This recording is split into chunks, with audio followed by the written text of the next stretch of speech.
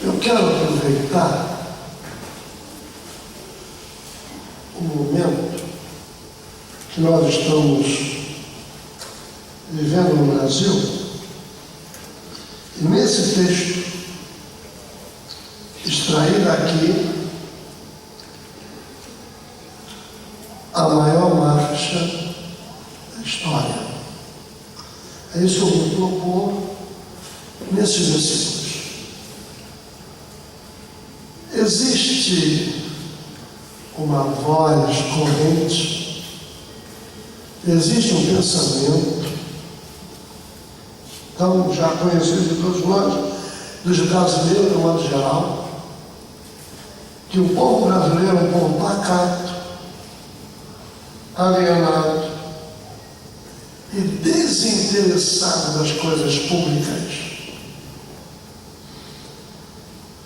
É um povo acordado, manso, aceita com resignação, porque vem da classe dominante, medida que governos tomam,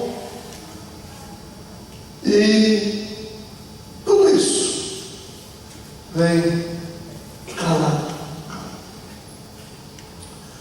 Porém, a história recente não nos deixa tão pacatos assim. A história recente indica esses protestos com frequência nas grandes cidades do Brasil, passear reclamando por marchas, por aprovação de leis. E esta posição, esta disposição que tem tomado partido dos estudantes, dos jovens, está reunindo milhares de gente do Brasil inteiro. No Brasil inteiro. Essa insatisfação que é rara, é visível. Todos nós sabemos da insatisfação que existe. Só que essas insatisfações, elas estão se tornando em revoltas, transformadas em revolta. São raros, e eu quero me deter apenas dos nossos dias para cá, os comícios que tivemos aqui nas eleições diretas, para a presidência da República em 84, o movimento dos caras pintados pelo impeachment do presidente Collor. São alguns dos mais vivos, das mais vivas marchas que tivemos. Mais recente, nós temos a primeira que eu quero mencionar, que ela começou, chamada Marcha dos 100 mil, 28 de junho de 1968. Enorme multidão começou na Candelária, no Rio de Janeiro, contra a repressão do regime militar. Entre esses participantes dos 100 mil estavam, queridos irmãos, as mais belas e atuantes atrizes de teatro, televisão e cinema naquela época. Também personagens da cultura também, não somente atrizes, mas membros da Academia Brasileira de Letras estavam presentes naquela marcha dos 100 mil.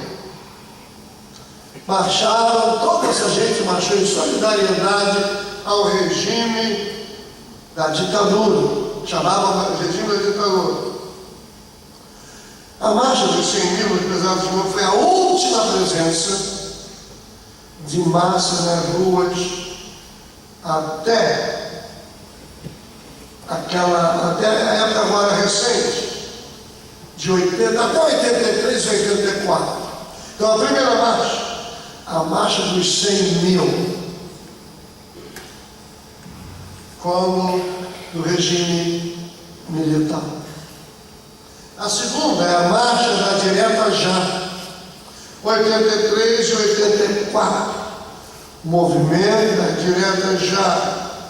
Ele começou no estado de Pernambuco, na cidade de Abreu e Lima, liderado pelo partido PMDB, em 31 de março de 1983. A passear, a marcha, criou confiança, conquistou as massas e reuniu uma grande multidão para ir às ruas. Em São Paulo, a investida democrática ganhou força no movimento realizado no Vale do Anhangabaú, no centro da capital de São Paulo, durante o aniversário da cidade, no dia 25 de janeiro.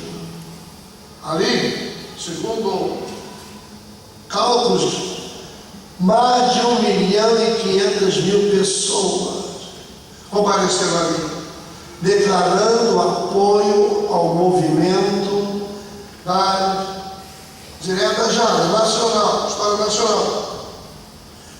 Somando as marchas, passeatas realizadas em todo o Brasil, calculam aproximadamente 3.600.000 pessoas contestando aquela situação. Bom, isso foi em 83, 84. Outra mais recente, em 92, chamado Movimento dos Caras Pintados. 1992, a mobilização que tem início com jovens estudantes contra o presidente, então, Fernando Collor de Mello, o primeiro presidente eleito após o regime militar. O movimento pela ética política reuniu 400.000 jovens no Vale do Anhangabaú, mas também aí logo aderiu a esse movimento Recife, 100.000, Salvador, 80.000, e em Brasília, no dia 26 de agosto, 60.000 pessoas fizeram manifestações contra o presidente Collor. Enquanto aquilo estava sendo votado no Congresso, o impeachment do presidente, foi o primeiro supremo mandatário da história brasileira a ser destituído do movimento de massa.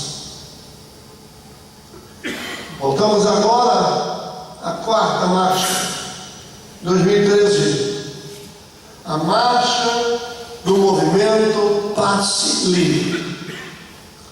Movimento do Passe Livre. Inicialmente, a marcha veio questionando uma indisposição reprimida na nossa sociedade ao longo de alguns anos. E começaram agora não somente o passe livre, estão questionando a Copa do Mundo, o gasto exorbitante com a Copa do Mundo, o descaso com a educação, saúde e segurança, a continuação da corrupção, a cultura da impunidade. Já visto o pessoal do mensalão? Está tudo aí? Etc. Tudo isso está sendo citado, foi citado e continua sendo citado nas marchas de manifestações. Os pararam, a estrada, os caminhoneiros pararam, exigindo que haja uma diminuição dos pedágios, e continuam. Muito bem, e esse quadro dessas manifestações, dessas marchas, olha só o que acontece. Não é somente ocupou toda a esfera política do Brasil, municipal, estadual e federal. Ocuparam todos esses diversos quadrantes da política brasileira. O Passe Livre estimulou e protestos proliferaram. Santos, além de São Paulo, Rio de Janeiro, São Gonçalo, Niterói, Salvador, Recife e até muitas outras, Belo Horizonte e muitos outros estados. Estima-se até a metade do mês de junho que 300.000 pessoas participaram dessas passeatas. Mas olha o outro lado agora.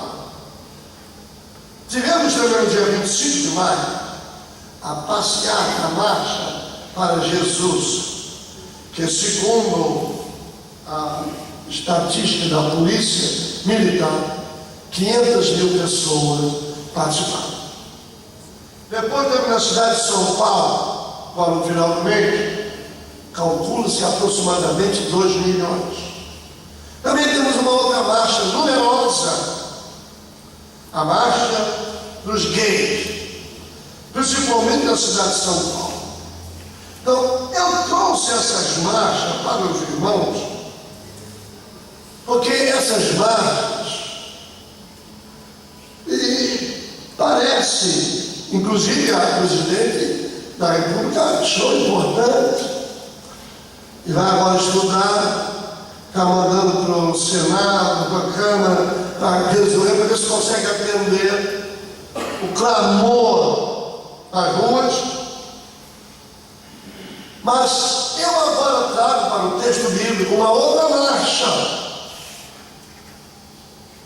Essas marchas aqui no Brasil, e no texto bíblico, meus pesados irmãos, uma outra marcha que é a maior marcha da história.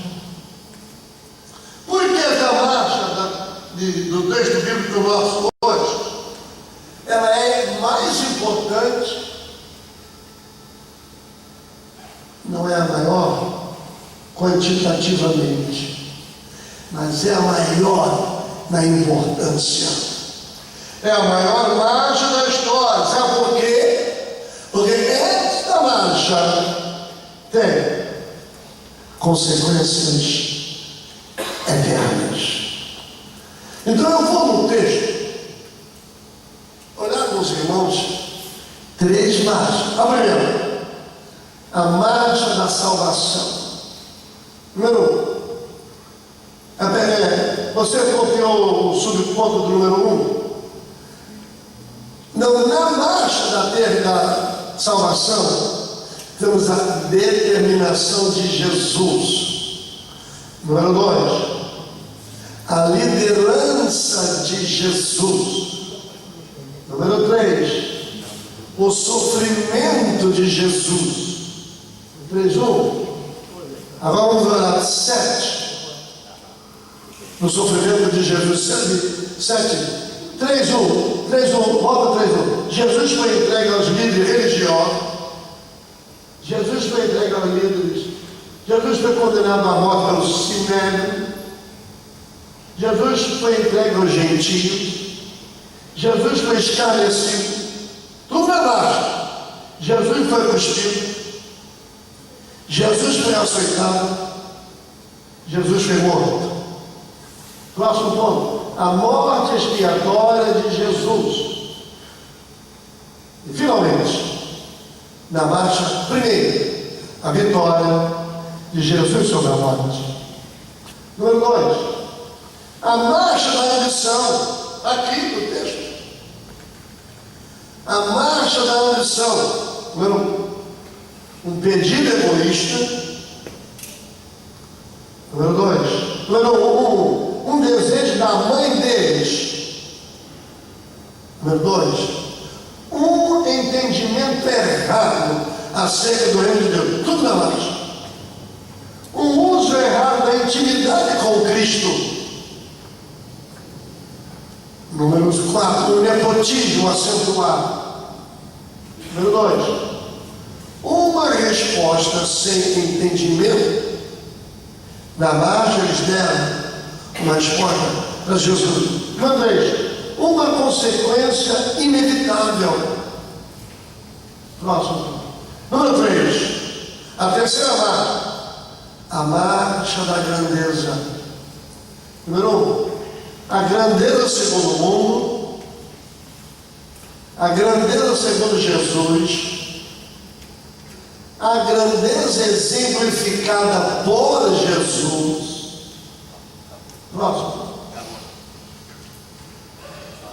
Não deu. Então tá bom, depois eu dou para os irmãos. Não deu tempo, mas depois eu dou para os irmãos. Ali ele botou até a 3, número 2. O sofrimento era assim. Ele botou aqui a marcha da grandeza. A grandeza segundo o mundo, a grandeza segundo Jesus e a grandeza exemplificada por Jesus. Vamos então para o número primeiro. Vamos então para o número primeiro. Meus prezados irmãos, então nesta marcha que nós vamos estar estudando, eu quero dizer aos irmãos, esta é a marcha dos contrastes. Vimos o texto? Isso não é a marcha, é a marcha dos contrastes. O primeiro contraste é que Jesus sobe a Jerusalém corajosamente, corajoso. Jesus vai a Jerusalém corajado, enquanto os discípulos estão cheios de temor. Esse é o primeiro contraste. Jesus sai, vai, corajado. Os discípulos na marcha vão cheios de temor. O outro contraste é que Jesus sobe para Jerusalém para dar a vida. Eles sobem com intenções egoístas. Outro contraste na marcha. Jesus sobe para servir e eles para aspirarem à grandeza.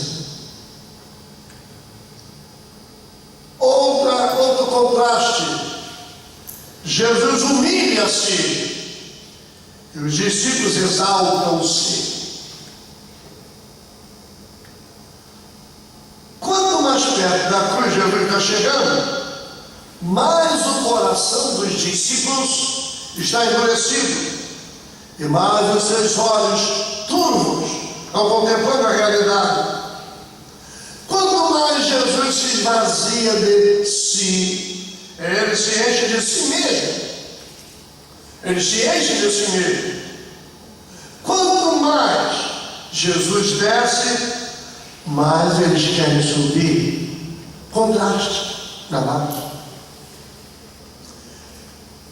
Essa, queridos irmãos, é a terceira vez que Jesus fala de sua morte, à medida que vai se aproximando dela. É a terceira vez que ele fala para tornar o assunto para eles mais real, mais claro. Só que os discípulos ficam confusos. Jesus quer torná-la clara e os discípulos ficam confusos. Quando Jesus falou pela primeira vez da sua morte, Pedro reprovou, Pedro não aceitou. Quando Jesus fala novamente, agora Jesus fala uma segunda vez, aí os discípulos começaram a discutir quem era o maior no reino do céu. Quem vai ser o maior no reino do céu? Quem vai ser o maior entre nós? Aqui entre nós, quem é o maior? Quando Jesus agora fala na terceira vez, com mais detalhes da sua morte, Tiago e João buscam glória para si. Tiago e João. E os outros 10, como os irmãos leram, se irritaram, porque eles se sentiram traídos. O Pedro e João. Muito bem. Nas duas primeiras predições, Jesus falou sobre o que haveria de lhe acontecer. Agora ele fala as coisas que vão acontecer na cidade. Jesus falou o que ia acontecer a ele, na primeira. Na segunda ele fala o que vai acontecer na cidade de Jerusalém. Esses homens pareciam estar cegos, fechados. A visão não tinha mais visão nenhuma concernente ao significado da cruz. Essa marcha, esses incidentes durante a marcha,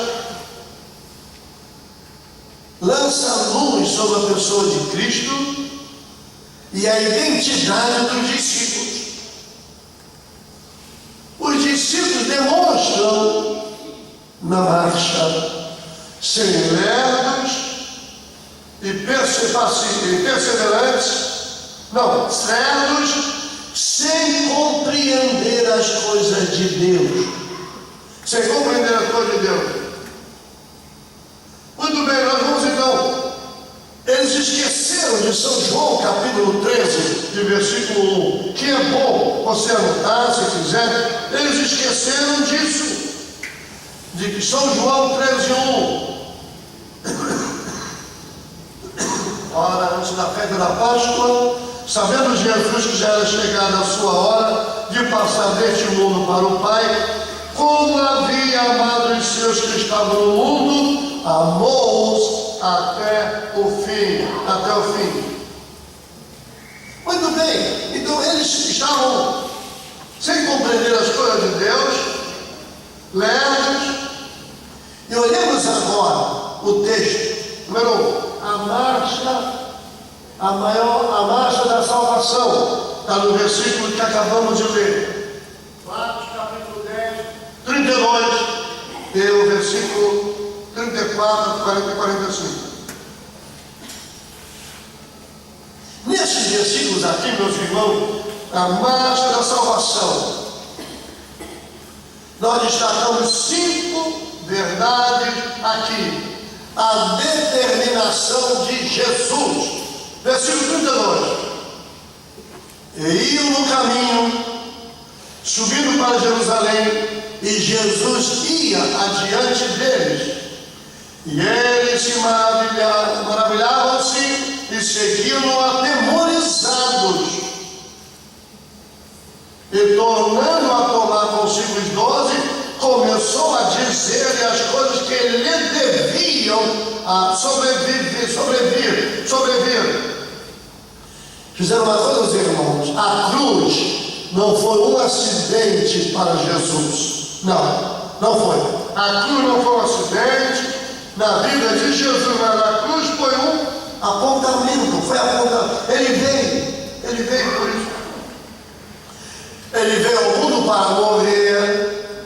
E a Bíblia Sagrada nos fala, não há nada na vida de Cristo que tenha participado de uma maneira involuntária e desconhecida. Na vida de Jesus, nada desconhecido e involuntário. Ele jamais foi removido do plano da salvação. Lembre-se que tentaram fazê-lo rei.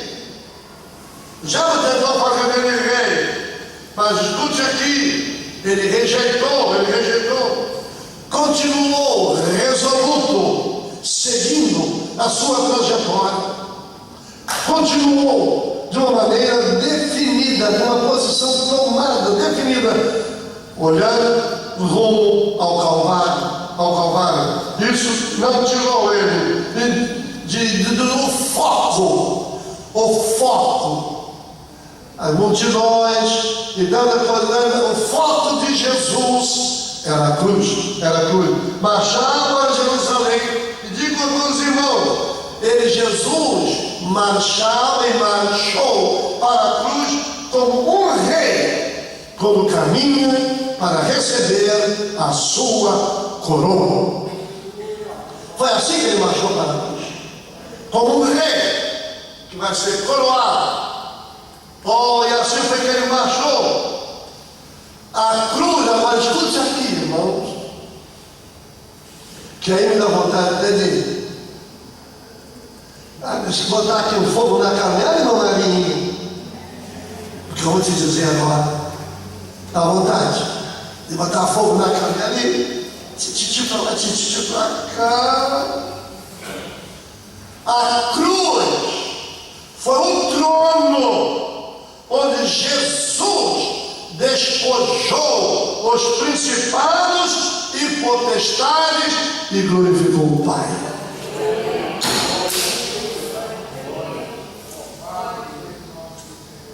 Você pode glorificar o Senhor. Se não fosse a cruz, nós estaríamos para sempre no jugo. Quem estuda teologia sabe, principados e potestades, duas classes terríveis de anjos maus. A cruz é o trono, onde do trono ele despojou, destruiu, venceu os principados e potestades, e o Pai foi glorificado. Querido irmão, glória a Jesus. Eu tenho que me conter, porque eu fico alegre em saber isso aqui. E o Espírito Santo me faz sentir que alegria. Nós somos livres. Nós hoje podemos cantar. Livre estou, pela graça de Jesus, livre estou, aleluia, pela fé, livre estou. Espírito Santo de Deus que está aqui, pelo amor de Jesus Cristo, conforte esses irmãos que venceram o frio e vieram até a tua casa. Conforta esses irmãos, falando-lhes que cada um é livre. O diabo não tem mais poder sobre a sua vida. O diabo não tem, as potestades no ar não mais podem fazer nada, porque Jesus venceu. Glória a Deus. Não vai ficar alegre. Vem a perto da direita, vem a perto da esquerda, vem a perto da retaguarda, da frente, de todo lado, vai querer te derrubar, te destruir, te levar para o pó. Mas de repente o Espírito Santo, Jesus venceu com você. Você olha para ele e você sai vencedor também. Se nesse santuário há alguém que está passando por uma aproximação diabólica,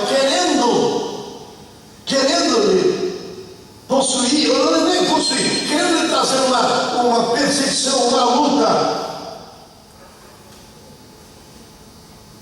pode virar-se para esta luta, seja qual for. Glória a Deus, Jesus se venceu. Eu estou escondido, eu estou amparado, eu estou segurando nele. E você é vencedor também. Glória a Jesus. Muito bem, meu irmão. O sofrimento de Cristo foi amplamente pronunciado. Lucas 18, 31. Veja o que diz. Diz assim, 18, 31. Ele tomando, Jesus está chamando o irmão aí. Foi no celular. Jesus chamando, depois de ouvir essa mensagem. E tomando consigo os 12, disse-lhe: eis que subimos a Jerusalém, e se cumprirá no Filho do Homem tudo o que pelos profetas foi escrito. Então, o sofrimento de Cristo foi amplamente divulgado, pronunciado pelos profetas. Por 3 vezes ele falou aos seus discípulos sobre o seu sofrimento. Para esses discípulos, ele não concebia, ele não aceitava, ele não tinha a ideia de um Messias morto, não fazia sentido para ele, né? Embora Jesus faz um pronunciamento da morte, mas ele adiciona mais na frente que ao 3º dia ele ressuscitaria. Ressuscitaria como ressuscitou. Muito bem, então, meus irmãos, o que eu quero dizer nesse primeiro ponto aqui é que a determinação de Jesus, ele vai à frente, subindo Jesus, e ele maravilhoso seguindo e tornando a tomar, começou a dizer, ele está decidido. Jesus vai com uma determinação. Ele é a primeira marcha. Jesus, número 2. A liderança dele.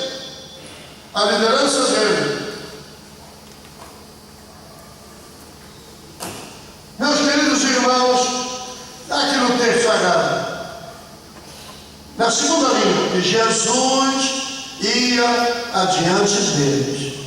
Aqui está a liderança de Jesus. Atenção.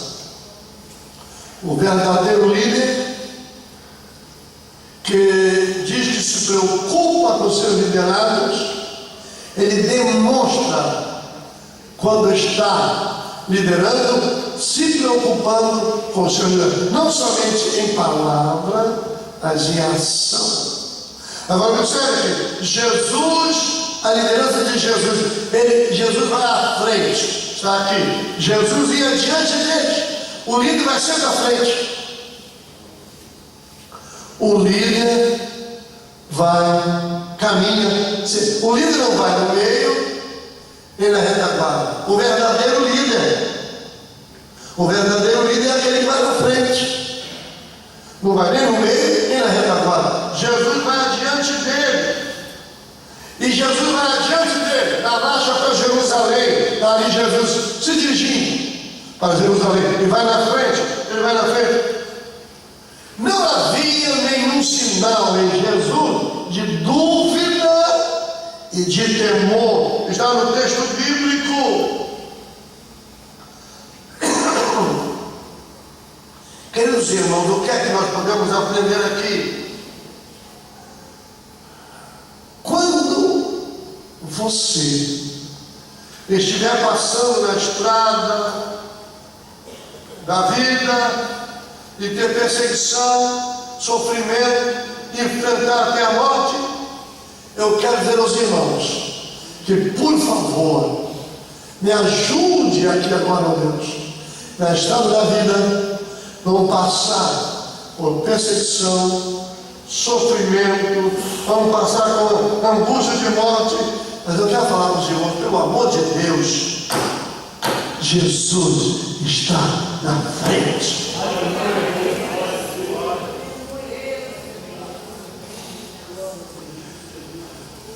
Se há alguém aqui entre nós, ou alguém que esteja nos assistindo pela internet, que está passando por sofrimento, perseguição, angústia, enfermidade, problema de morte, e o diabo está dizendo assim: olha, cadê o teu Jesus? Cadê o teu Senhor? Cadê aquele que você disse que se salvou? Eu quero te dizer, amparado, escorado pela Bíblia, que Jesus não está lá atrás, está na tua frente. Jesus está na tua frente. E Maurinei deu seu testemunho aqui esta noite de gratidão ao Senhor, leu o texto bíblico e de alegria. Agora ouçam, por que Maurinei deu tudo isso? Porque Jesus estava na frente. Porque Jesus estava na frente. Se estamos de pé, se estamos passando por Deus, estamos passando por um problema sério. Quando eu falei com o pastor Demóstenes, estava passando bem, estaria aqui conosco, ele me tranquilizou. Não, eu me tranquilizei o pastor Demóstenes. Mas à tarde o tempo piorou e eu não quis ligar para o pastor. Como é que disse? Vou. E eu vim. Jesus está na frente. Oh, aleluia. É por isso. Oh, Espírito de Deus, me ajuda. Que esses irmãos entendam. Não desanime. Deus cuidará de ti. No teu viver, no teu sofrer. Seu olhar te acompanhará. Deus cuidará de ti. Ele está na frente, irmão. Ele está na frente. Ele é o nosso líder.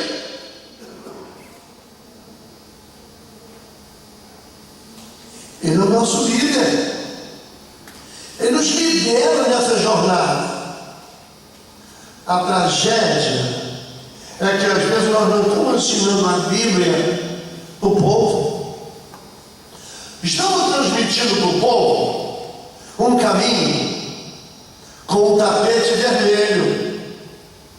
O que estamos oferecendo ao povo é um caminho, o evangelho que está sendo oferecido aí, um caminho de tapete vermelho.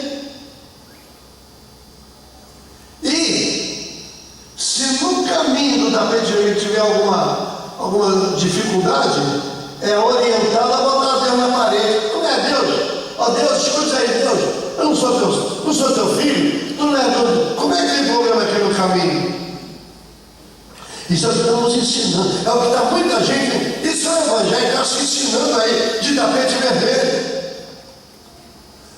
Mas o verdadeiro evangelho bíblico não tem tapete vermelho, não. Tem espinho, tem laço, tem elementos camuflados. Só que você não vê. Você não vê. Mas o teu líder, Jesus, está dentro.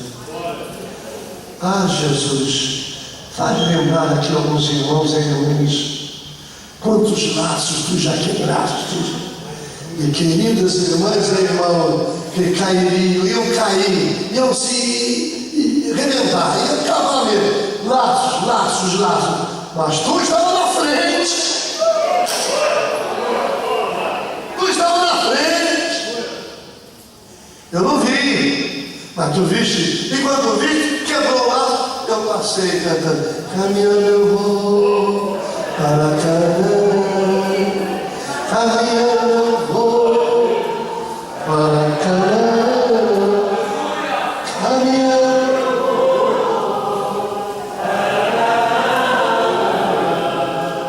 Glória a Deus, caminhando eu vou para Canaã. Aleluia. Ele vai atirando os empecilhos. Chama aqui, outro ali, você vai passando. Ele está na frente. Você às vezes nem toma conhecimento do problema sério que o inimigo lançou para tragar a sua vida, para te roubar a felicidade, para destruir a sua família. Quantas vezes ele se colocou, vou dar uma rasteira, nele, vou acabar com ela, vou fazer isso. Você está nem sabendo. Aí daqui a um pouco, de repente, você sente uma alegria tão grande. Aí você começa a chorar, começa a dar glória a Deus. Sabe o que é? É o laço que quebrou e Jesus está te confortando. É o laço que quebrou, minha amiga. É o laço que Jesus quebrou e você passou. E você pensou, por um caminho brilhante eu vou de majestosa luz. Glória a Jesus, glória a Jesus. Oh, irmão, glorificamos. Por isso, irmão, quem tem esta convicção, quem tem esta certeza, não se embaraça com as coisas desta vida. Quem tem esta convicção, quem tem esta convicção, ainda que surja como surgiram os acusadores, os problemas seríssimos, eu qualquer dia vou trazer uma despedida de Paulo para estudar. Quando ele se despede de Éfeso, dos anciãos, dos presbíteros de Éfeso, que coisa linda! E ele fala com eles: olha, eu fui tanto sofrimento, tanta coisa, eu orei.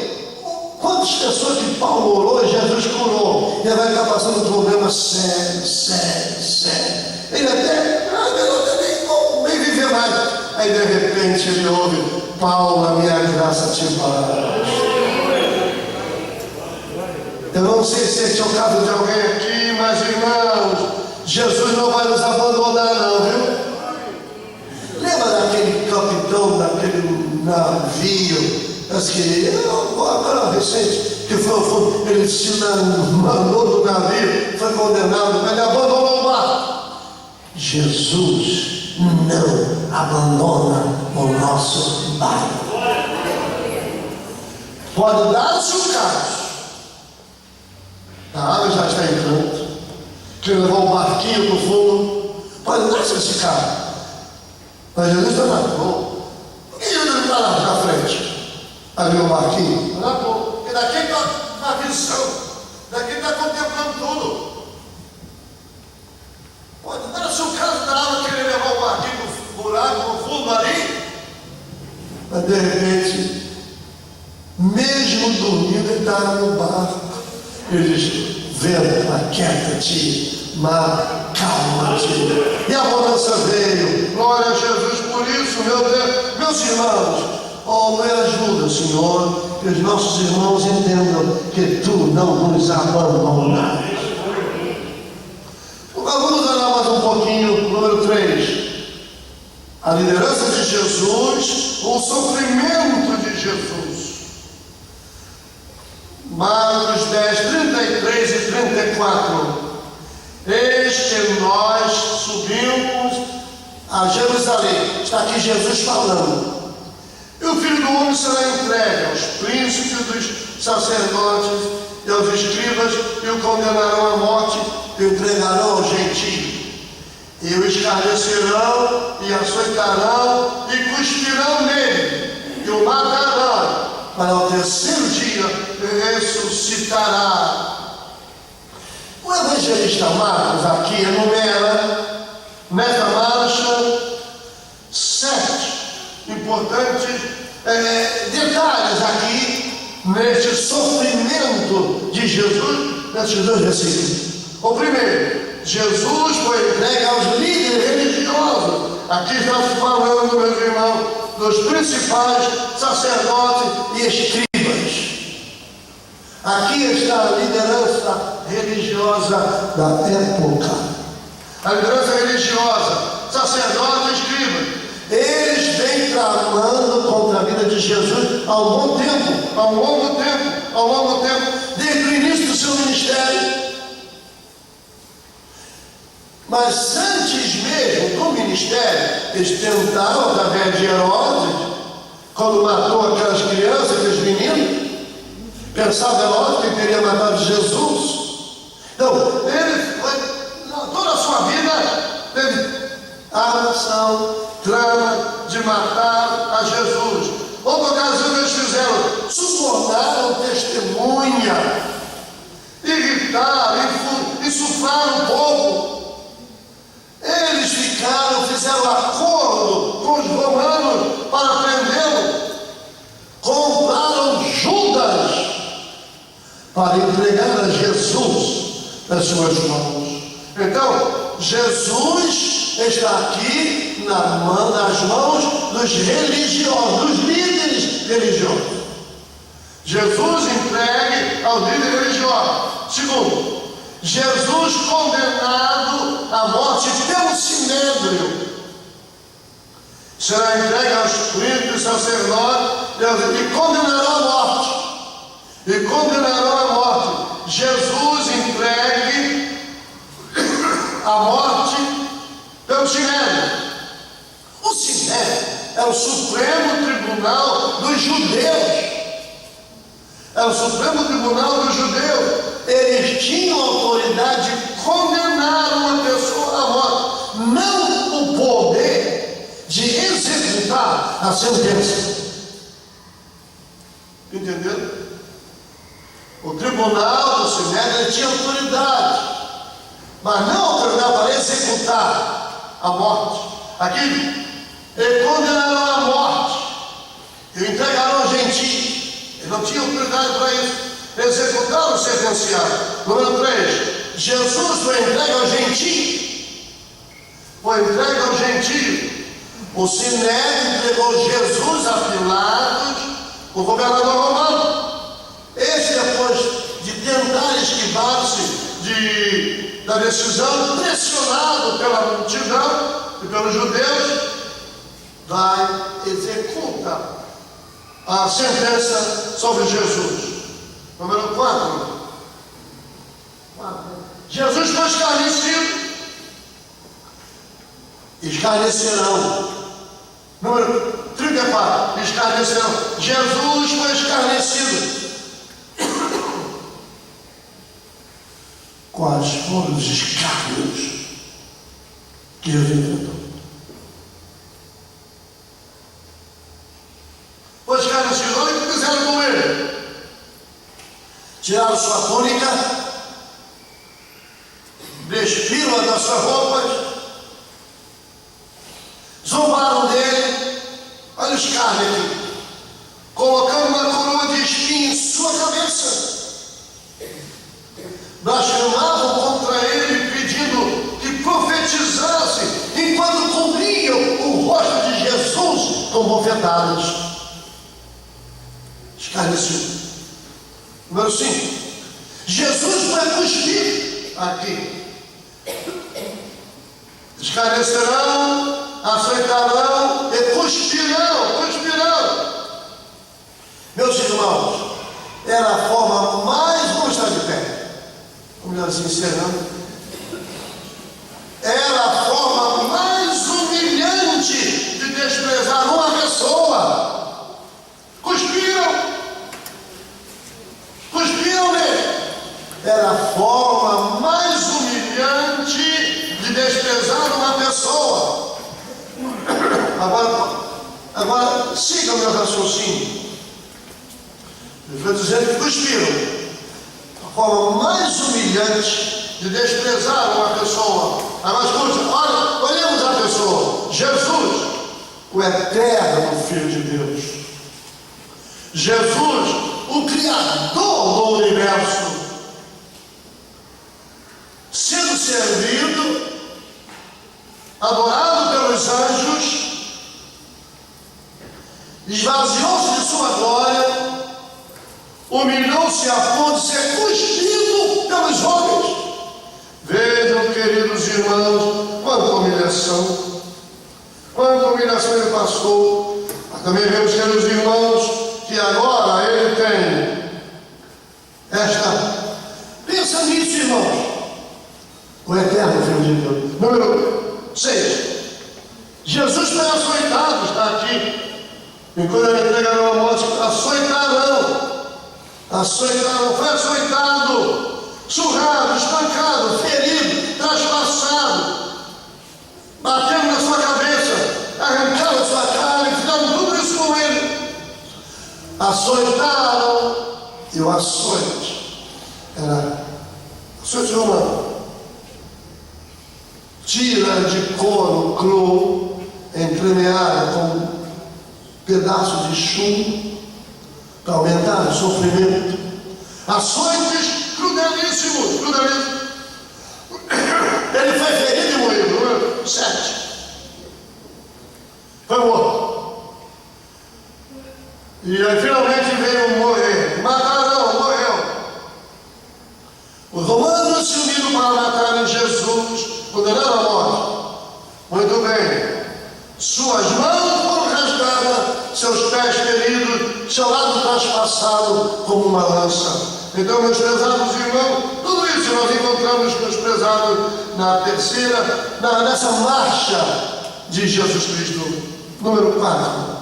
A morte expiatória, 10:45. Porque o Filho do Homem também não veio para ser servido, mas para servir e dar a sua vida em resgate de muitos.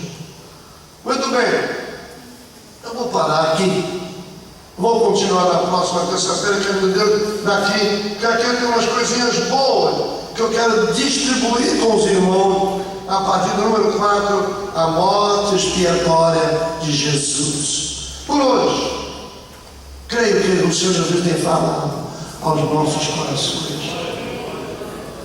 A deficiência do vaso da saúde, mas não há deficiência no Senhor Jesus e nem no seu Espírito Santo. Deus abençoe. Vamos para casa pensando nisso. Volte para o seu lar, valorizando a liderança de Jesus na sua vida. Volte para o seu lar, valorizando mais a Jesus, porque cada minuto que se passa é vitória, estamos ganhando, conquistando tudo. Será que somos nós merecedores disso? Não, é Jesus que vê todas as coisas e ainda diz mais: ai daquele que tocar em vós. Somos a menina dos olhos de Deus. Jesus nos amou. Ele não vai abrir mão. Irmã, meu irmão, escute. Jesus não vai abrir mão de você. Ele não vai te deixar. Ele não vai te abandonar. Jesus não vai abrir mão de você. Pastor Demóstenes, vou orar. Vai ser.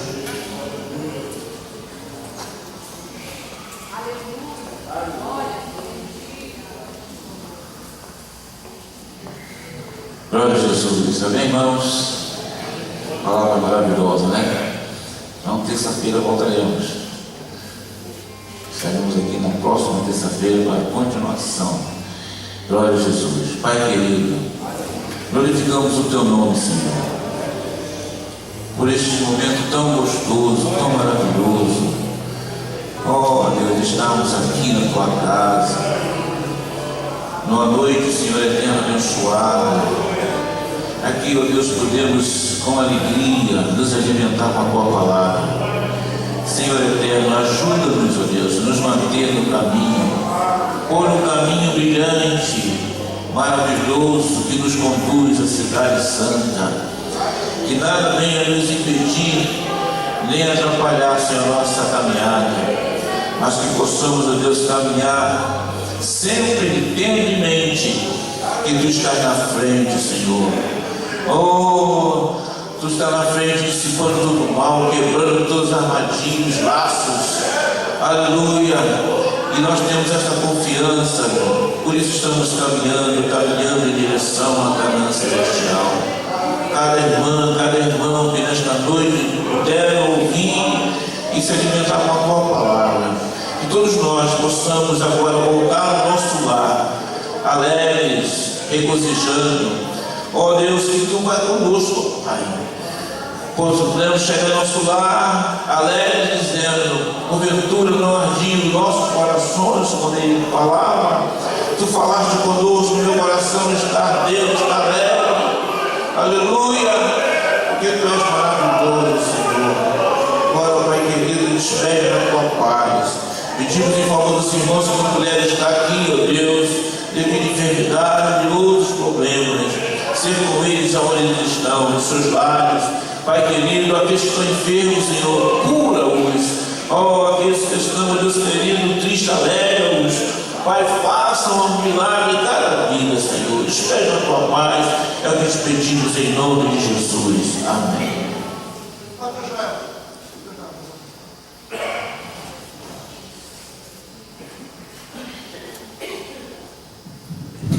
Quanto mais, irmãos, regozijai-vos, sede perfeitos, sede consolados, sede do mesmo parecer, vivei em paz, o Deus de amor e de paz será convosco. A graça de nosso Senhor e o amor de